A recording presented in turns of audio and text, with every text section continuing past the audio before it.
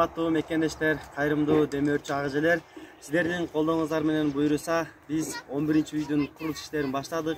Албетте бул үй 6 баланын энеси Юбашова Канеке эжекебизге башталып отурат. Эжекебиздин балдары аябай эле жаш, эң чоңу азыркы учурда 13 жашта.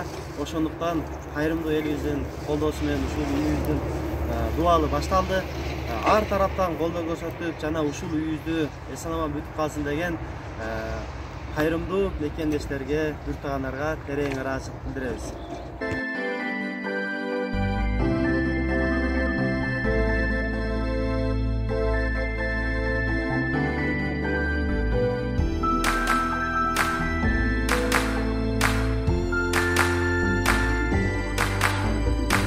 I never stop to see you cry.